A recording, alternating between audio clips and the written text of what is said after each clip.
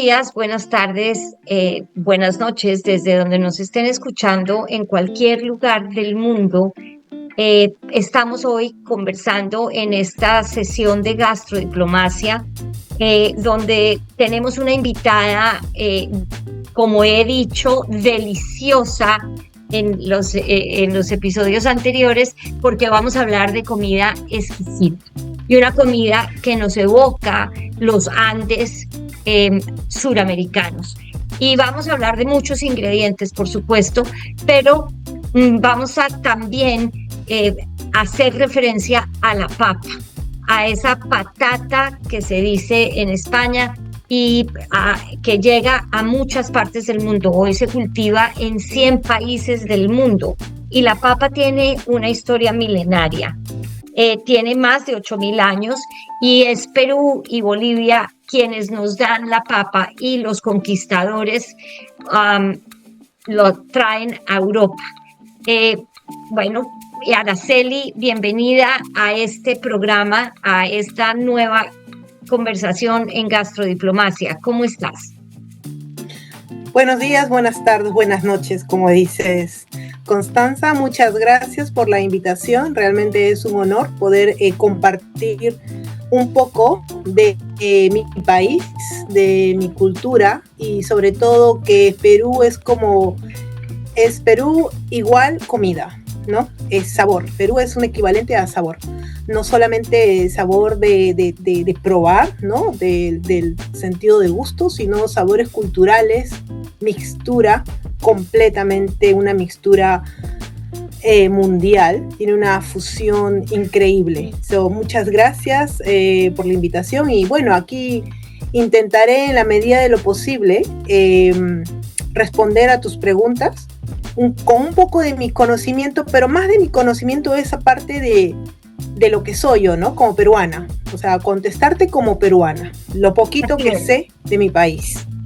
Así es, lo poquito o mucho, pero es que cuando somos extranjeras en otras tierras, nosotras somos embajadoras y la gastronomía se vuelve un elemento muy importante para ti, para mí, para todas las que estamos o todos los que estamos por fuera de nuestras raíces. ¿Cómo describes la conexión entre la comida y la identidad cultural de tu país? La comida, los ingredientes como el ají amarillo, el huacatay, que es una hierba, estos dos ingredientes son, digamos, el ají amarillo sobre todo, está en el ADN del peruano, ¿okay? Y hay una conexión, pero yo te puedo hablar desde la parte de la costa que fue donde crecí, pero no podría decirte solamente una descripción, porque Perú es un país muy grande y tiene 3 diferentes regiones y son completamente diferentes. Los productos que hay en cada región hacen una variedad culinaria inmensa. Y súmale a esto todas las diferentes culturas que han venido a vivir a nuestro país durante todos estos años y se han unido, se ha fusionado y se ha creado una cocina única, diría yo.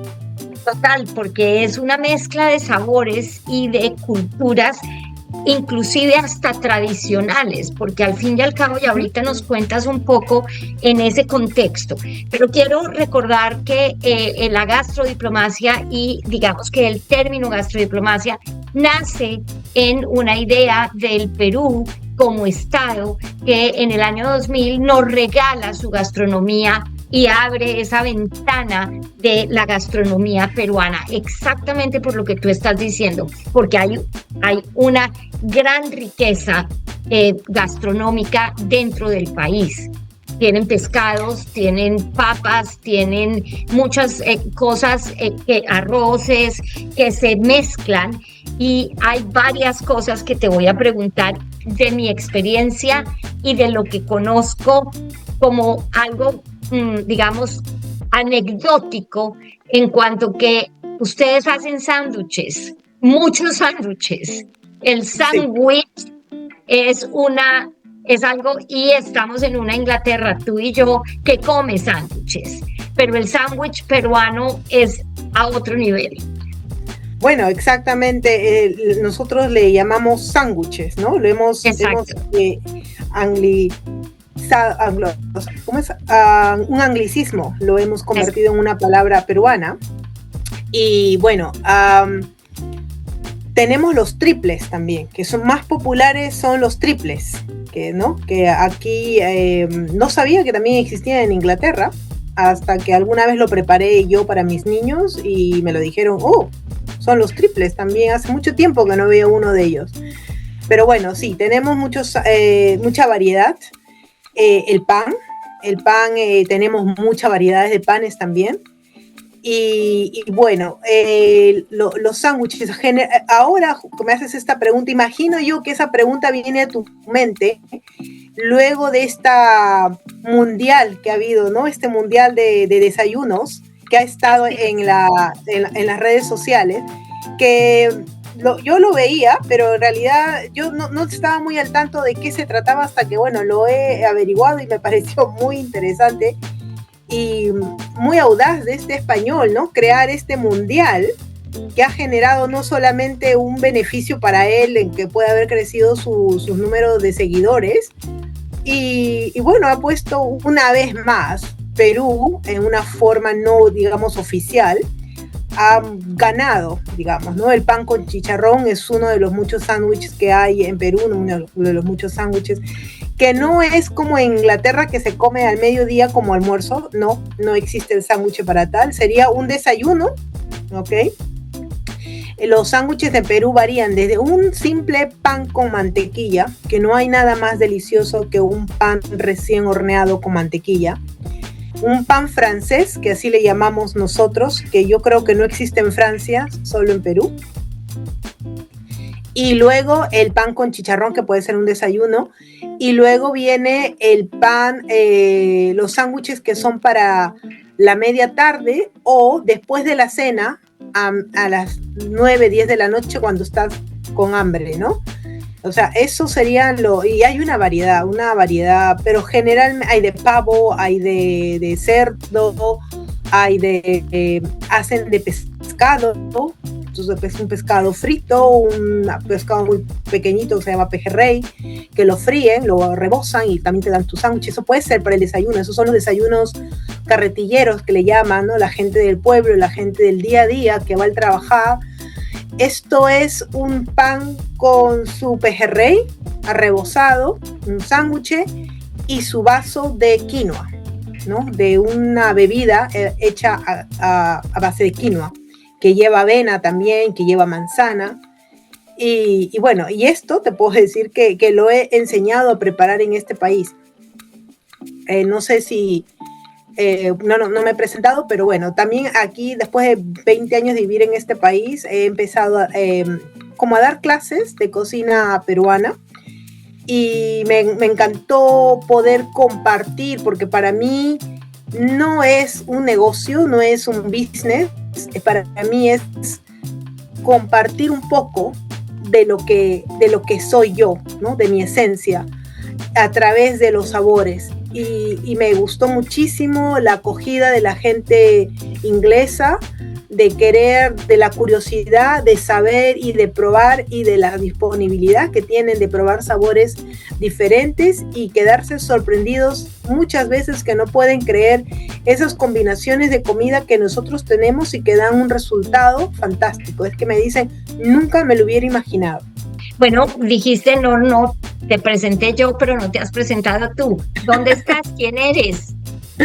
Bueno, soy Araceli, vivo en Inglaterra desde hace 20 años y estoy en el norte de Inglaterra, en un pueblo muy pequeño, lejos de Londres. Es como todos sabemos, cuando llegamos a vivir en Inglaterra, la gente piensa que Inglaterra es Londres o que Londres es Inglaterra y punto. Por ahí que alguien más sabrá que es Manchester o qué sé yo, o Liverpool o cosas así, pero porque son equipos de fútbol, ¿no? Pero más allá... Tal cual, así es. Sí. Ajá. Pero yo vivo en el norte, como unas 6 horas de Londres, y es un pueblo muy pequeño, muy bonito, de Perú. Yo soy de una ciudad también muy pequeña, un pueblo que se llama Nazca. Es muy conocida por su cultura, su riqueza cultural. Las líneas de Nazca son muy famosas. Entonces, yo relaciono mucho este pueblo en el que vivo con el pueblo en el que viví cuando era pequeña, ¿no? Entonces, para mí hay una relación muy, muy personal con estos dos países. Y bueno, aunque es muy pequeño este país, o este pueblo, perdón, ha sido interesante saber que hay personas que están interesadas en conocer la cultura, la comida peruana, porque cuando yo he llegado a este país, yo no sabía cocinar. Yo no sabía cocinar, te cuento. Porque en nuestra cultura, no sé si te ha pasado a ti, pero en mi país tú tienes que estudiar, ¿no? Mamá y papá tienes que estudiar, te mandan a estudiar, hacen el sacrificio para que tú puedas cumplir todos tus estudios, porque tú tienes que pagar allá todos los útiles escolares completamente, desde lapiceros, borradores, cuadernos, libros, todos cubiertos por los padres de familia. La universidad, el sueño de todo padre de mi generación, de los padres de mi generación, es tener un hijo universitario, porque quizás mi generación era la primera generación que podía ir a la universidad, ¿no? Quizás, hay muchos que no, pero ese era el sueño de todo padre, ¿no? Que termine la universidad, que vaya a la universidad. Entonces yo era engreída, se puede decir, en el sentido de que nunca tuve que preocuparme por aprender a cocinar, porque también en Perú existía esto de que siempre hay alguien en casa que ayuda, ¿no? O sea, si tú trabajas y tienes la posibilidad de ser profesional y poder pagar a alguien que te ayude en la casa, y cuando te digo te ayude, es una ayuda completa, total. Cocina, limpieza, cuidado de niños y todo, ¿no? Entonces esa era la mentalidad con la que yo crecí. Estudia, trabaja, sé profesional y no tengo que preocuparme por la comida, ni por la limpieza, ni por nada, porque voy a tener a alguien que me va a ayudar, según yo. Pero claro, la vida tiene otras cosas para ti. Total, no tiene el libreto. Sí. La ¿No? vida no tiene el libreto y no lo sigues. Claro, y lo más interesante es que, bueno, estoy viniendo de un país de, digamos, tercer mundo, Perú, pero luego vienes a un primer mundo que tú crees que será mejor, y no, o sea, aquí no existe el servicio en casa doméstico, a menos que tengas mucho dinero, porque tú pagas por 1 o por 2 horas que te vengan a hacer una limpieza, y eso es bastante, ¿no? Entonces aquí me casé y no sabía cocinar, pero antes de casarme, recuerdo que cuando conocí a algunas personas me decían, ¿y sabes qué sabe de cocinar? Algo de Perú, porque como tú dices, las relaciones humanas empiezan con la comida. O sea, total, tú te conectas, o sea, no existe, aparte del lenguaje, el lenguaje no es tan importante como esa conexión a través del paladar. Porque yo no sabía inglés cuando viví en este país. Entonces, en lo poquito que yo pude hablar, dije, voy a cocinar. ¿Qué cocino? Dios mío, yo no sé cocinar. ¿Qué cocino? Y se me ocurrió hacer quinoa guisada, que es lo más fácil, porque es como hacer un porridge. Entonces, solamente a mí se me ocurrió. Cocino la quinoa, le pongo un poquito de queso y leche y ya está, sal y pimienta y eso está, ¿no? Y yo era Miss Quinoa en este país porque era lo único que yo sabía hacer. Pero lo interesante es que la gente aquí nunca había probado, sabían de la quinoa, ya había llegado la quinoa aquí, pero no sabían cómo usarla. Entonces cuando yo le agrego leche, cuando yo le agrego papa, le agrego queso, en ese entonces le agregaba el feta, ¿no? Le agrego el queso fresco y le pongo sal y pimienta y quizás un poco de comino para darle un poco de sabor y le pongo un poquito de hierbas, no sé, perejil o un culantro, ¿no?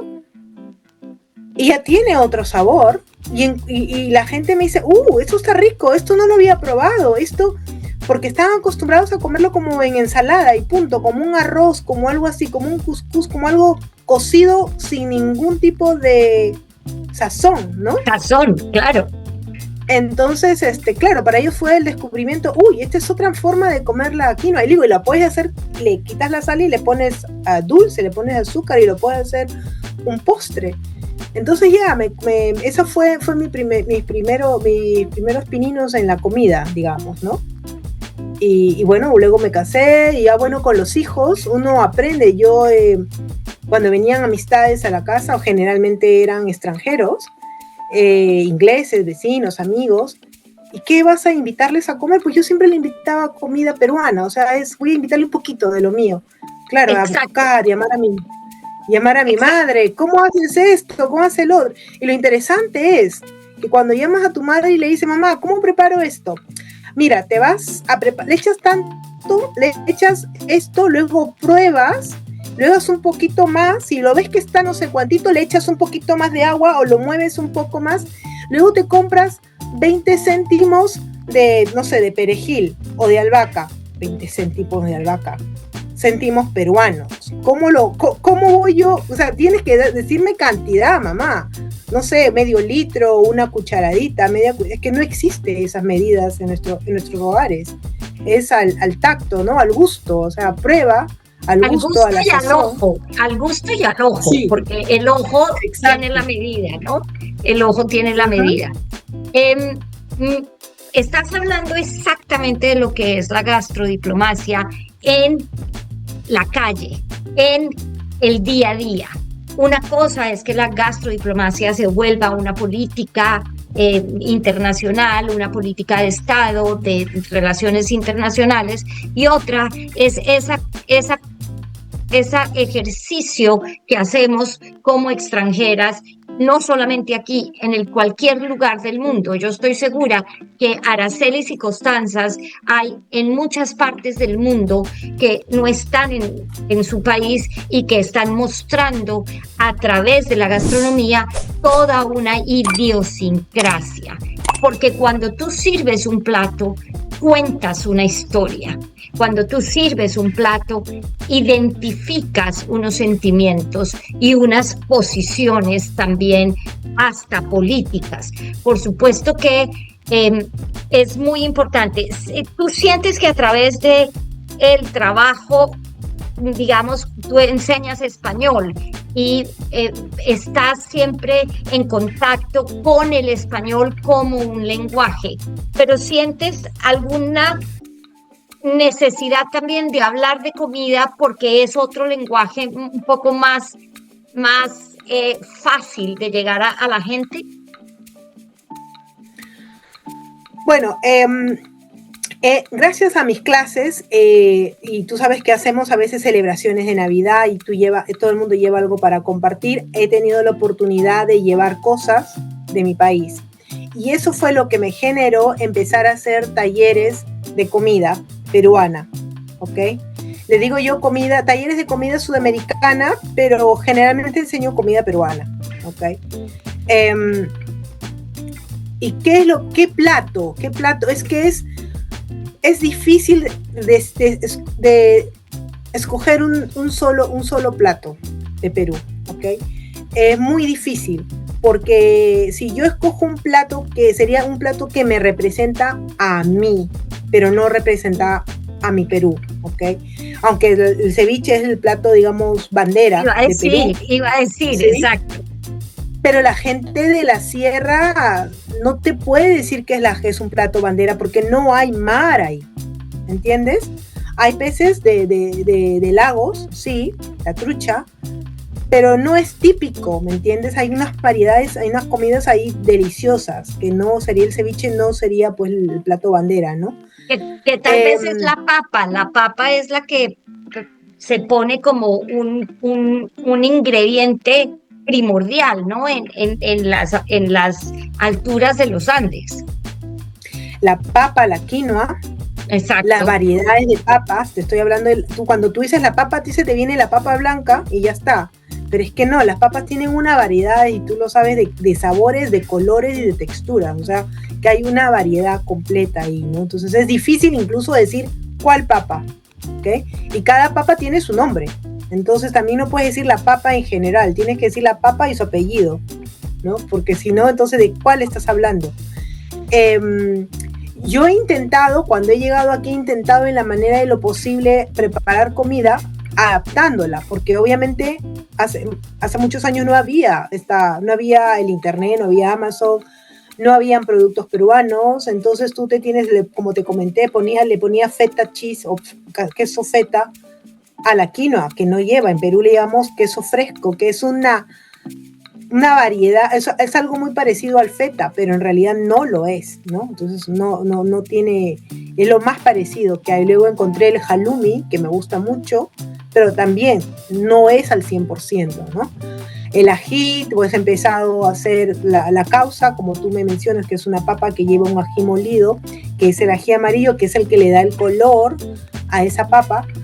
Pues entonces pues buscaba el ají rojo, pero es que no solamente buscas el picante, es ese sabor que tiene ese ají, Claro. que es entre un picante dulce, pero no es dulce, o sea, tiene un sabor que no puedes explicarlo, ¿no? Entonces ha sido bastante difícil. Yo encontré hace muchos años cuando estuve, había una farm, una granja en Devon, que mi marido encontró que vendían ají fresco, habían logrado cultivar el ají amarillo fresco, que tú tenías que reservarlo y que apenas estaba en producción, tú ordenabas y volaba. Es que eso volaba. ¿Por qué no han seguido haciéndolo? No lo sé. Ya no hay más de eso. Así que lo que yo hago es, consigo por internet o siembro en mi casa. Tener en mi casa mi planta de ají amarillo, es que te alegra el alma, te alegra verlo crecer cada día, es como parte de tu familia. Es un pedacito, claro, por supuesto, sí, que es un pedacito en esa forma en que vivimos un poco entre el aquí y el allá, ¿no? Entre esas raíces que echamos en cada lado.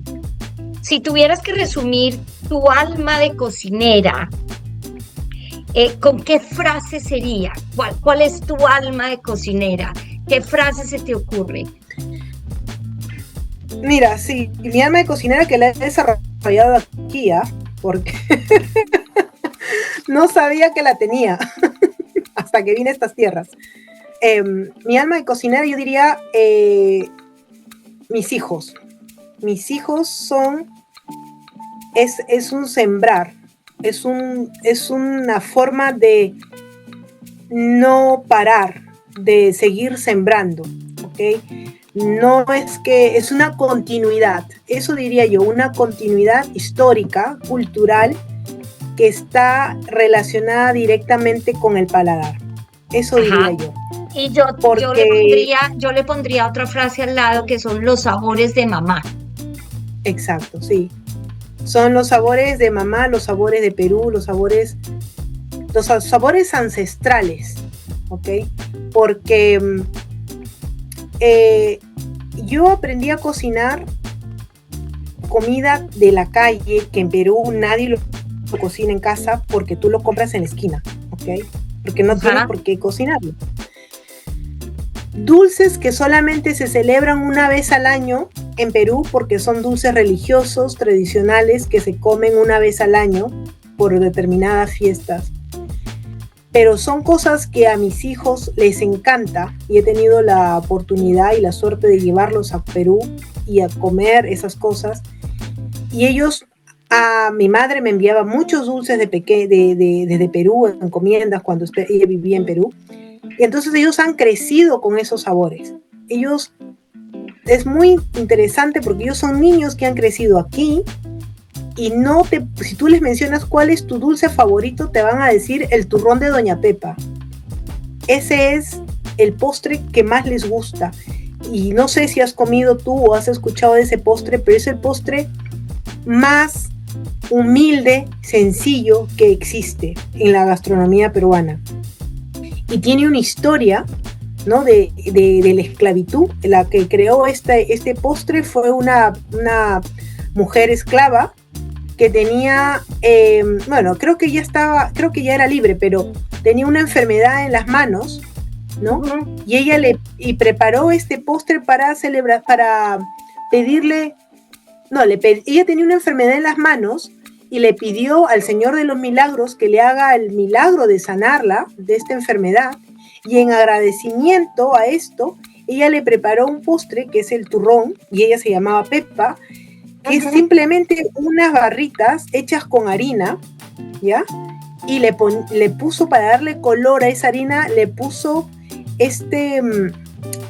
¿cómo se llama estas pepitas? Que me he olvidado el nombre. Unas pepitas que se le ponen para dar color, y luego le puso anís, ¿ya? Que es lo más simple, y ya está. Y luego le hizo con una miel de azúcar, de chancaca, que le llamamos, creo que ustedes le llaman panela. Ajá, ¿no? Sí. La panela.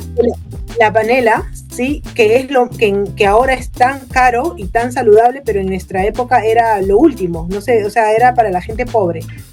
Y sigue siendo un producto que además pasa todas las capas sociales, ¿no? Es un producto que se utiliza, que es barato, que digamos que en otras latitudes se ve como algo más saludable, pero la panela o la chancaca se utiliza como un ingrediente tradicional de la caña de azúcar, por supuesto. Pero si tú te das cuenta, la panela en todas las culturas, en todas las comidas, eso es parte de las comidas de una clase social baja. O sea, él es el ingrediente, claro, de una clase social baja. No está en los ingredientes de los postres de otra categoría, digámoslo, ¿no? Entonces esta señora prepara esta miel que le pone para darle sabor naranja, canela, clavo de olor, hojas de higo, ¿ya? Que son cosas, todos los ingredientes de este postre. ¿Qué es esto? Harina, anís, chancaca o panela, naranja. Todos estos ingredientes son cosas que encuentras en el día a día, y simplemente lo baña y ya está. Este es ese postre, y le pone unos caramelos de colores encima para ponerlo bonito, y ya está. Y este postre tiene historia, tiene milagros y tiene sabor muy simple, o sea, tiene mucho sabor en unos ingredientes tan simples. Y lo aprendí a hacer, y lo enseñé a hacer en este país, y mis hijos lo aprendieron a hacer, y es el postre que a ellos les encanta y lo saben hacer. Y yo creo que en Perú, cuando lo hice y lo puse en mi página, en mis redes sociales, mis amigas no lo podían creer. O sea, porque es algo que tú no lo preparas en casa, es algo que no lo haces en casa, simplemente. Lo compras en la calle. Sí, porque ya está industrializado. Sí. Ya ni siquiera lo compras como homemade o como casero. Está muy industrializado. Entonces aprendí a hacerlo, y fue interesante, y al aprender a hacerlo me di cuenta de cómo es tan fácil hacerlo, y toda la historia detrás de esto, ¿no? Y al hacerlo y enseñarle a mis hijos a hacerlo, les vas contando la historia, cómo nació este dulce, ¿no? Entonces no solamente es el sabor, es la historia de ellos allí, sobre la cultura, sobre la esclavitud, sobre la religiosidad de mi país, ¿no? Maravilloso, maravilloso que hables de eso, porque es ese mestizaje también de la gastronomía, ¿no? Porque siempre estamos fusionando, y hay historias detrás de cada sabor, ¿no? De cada plato, de cada sabor hay historia, y es muy importante, y eso es lo que pretendo en esta serie de conversaciones de gastrodiplomacia. Por último, ¿qué consejo le darías a alguien que quiere explorar la cocina de tu país por primera vez? ¿A quién alguien te pregunta? O sea, por supuesto que hoy por hoy nos encontramos con este mundo virtual que nos regala todo y más, pero si yo quiero decirte, quiero comer algo peruano, ¿qué me dices que me coma? ¿A qué sabe Perú?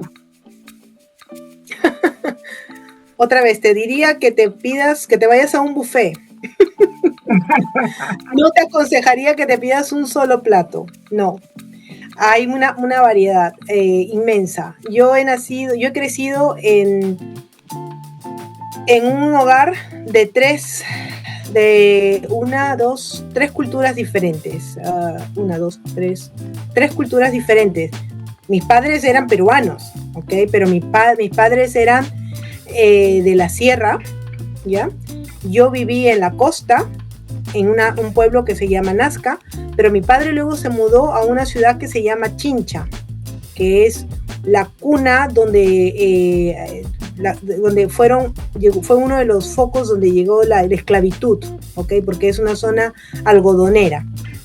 Entonces, la gente de África vino con sus recetas también, con su comida. Entonces hay una fusión, y también vinieron los chinos, que también esa ciudad es muy interesante porque tiene una mezcla de negros y de chinos, ¿ya? En este pueblo. Y entonces su comida es riquísima. Entonces yo he crecido, yo llegué a ese pueblo cuando mi padre se mudó ahí, y para mí fueron sabores diferentes, comida diferente. Y aparte de esto, mi padre extrañaba obviamente sus raíces de cuando era niño, y en casa se comía comida de la sierra, los maíces, la variedad de maíces que hay, tanta como la de la papa, o sea, colores, sabores. Ajá. Sí. Y eso es algo que a mí me llama mucho la atención, que no solamente la papa y el maíz, que no llega a esa variedad a estos países, a pesar de haber un instituto de la papa en este país, en Escocia, que se encarga del estudio, ¿no?, del ADN de estas papas y todo, pero no existe, no veo la variedad. Se han quedado en 4 tipos de papa y ya está, y no promueven los otros tipos de papa. Incluso el maíz, se han quedado con el maíz, que para nosotros no es maíz comestible, definitivamente no lo es, habiendo tanta variedad, ¿no?, y tanta producción, que creo yo es que hasta se pierde. Pero bueno, entonces cabe mencionar en esta pequeña historia sobre la variedad de comida de este pueblo chinchano, que yo descubrí ahí lo que le llaman el frijol colado, ¿ya? El frijol colado es un dulce, como ¿cómo se puede decir? Como un peanut butter, ¿ya? Algo para untar, digamos. Sí. ¿Ya? Pero está hecho de frijol, o del frijol rojo. O sea, es como, ¿no?, una pasta. Sí, lo que le llamamos el kidney beans. Beans paste. Sí, el rojo. ¿Ya? Ajá. El rojo. Entonces, yo siempre pensé que este era chinchano. Aparte de eso, o sea, es muy típico ir en los puestos del mercado. Hay señoras que se encargan de vender el frijol colado, higos en almíbar, que son así como dulce de higo, y membrillo, como unos bloques así como de dulce de membrillo le llaman, ¿no? Así es. Entonces yo pensé toda mi vida que esta era una comida originaria de África. No sé por qué se me vino a mí que quizás era de los africanos, por la cantidad de gente negra que hay en este pueblo, ¿no? Pues celebran incluso el verano negro, es un festival que celebran ahí las raíces africanas. Pero cuando yo me mudo a este país, sin embargo en Perú, en la parte del Chinatown, la calle Capón, que es la parte de los chinos, te venden los minpaos, no sé, acá le llaman baobabs, que son los panes blancos chinos rellenos. Sí. Ajá. Pero había los panes rellenos de pollo, de cerdo y todo, pero había unos dulces, y esos estaban rellenos de frijol colado. Y a mí se me ocurrió, a mí de pequeña pensaba que era, los chinos lo han visto en Chincha y lo han fusionado, ¿no? Han usado el frijol de Chincha y lo han utilizado, porque hay muchos chinos, una colonia china muy, muy, muy grande en Chincha también. Pero cuando yo vine a este país encuentro lo mismo, ese pan con ese frijol adentro. Este es el frijol colado, que no es de los africanos, es de los chinos. ¿Ok? Y entonces esto realmente para mí es fusión. Mera, completamente, total, pura. Ajá. Sí. Que se confunde, ya no se sabe de dónde son las raíces. Hay una fusión, se ha tomado tanto que ya no se sabe de dónde es. y solo lo descubres cuando comienzas a viajar. Que descubrí también que el dulce de membrillo no solamente existía en el pueblo de Chincha, sino que también es muy importante, ha sido muy importante en las comidas antiguas de este país, ¿no? De las clases sociales altas. Era un fruto muy sofisticado, muy exótico que lo servían. Y hacen este dulce hasta ahora, para comerlo con sus quesos al final de cada... Así es. En Colombia nosotros tenemos una pasta que no es membrillo, porque no es la fruta de membrillo, pero es la fruta, la guayaba, y tenemos algo que nosotros le llamamos bocadillo, pero en realidad es una pasta de guayaba. Y para mí es el sabor de mi niñez, es el sabor que me evoca y que además cuando me como un pedazo hay como una especie de cambio químico y que me siento feliz. Un bocadillo con queso, un pedazo de esa pasta de guayaba con un queso me da felicidad. Es el nombre de la felicidad para mí. Es absolutamente impresionante. Así que, bueno, pues Araceli, ojalá podamos conversar mucho más sobre este tema. Creo que este es apenas el abrebocas de estas primeras conversaciones que hay alrededor, en torno de la comida en general y cómo va viajando por el mundo. Y nos acabas de dar una lección de fusión, una fusión del Perú fusionado en todas estas mezclas de gente que llega de otras partes a traer sus tradiciones.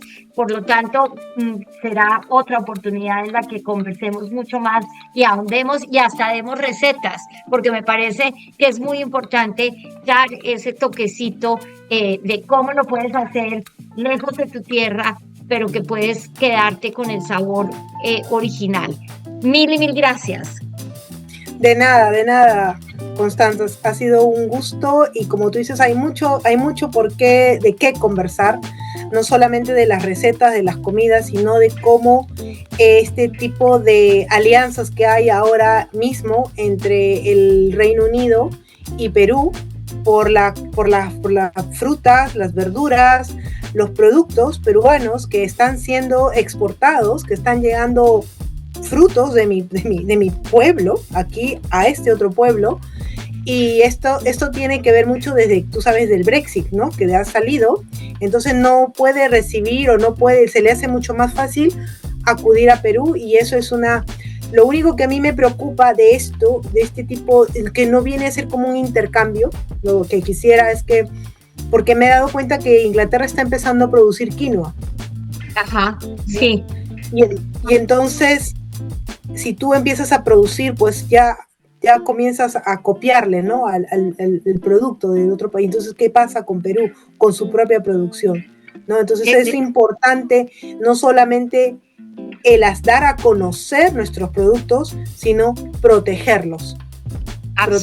Porque nosotros somos muy dadivosos, somos muy contentos en esta euforia de compartir lo nuestro. Nos olvidamos que también hay que protegerlo. Hay que hacernos cargo de que mencionar que es nuestro y que tenemos, gustosamente lo compartimos, pero por favor reconózcanlo que también es nuestro, ¿no? Claro, así es.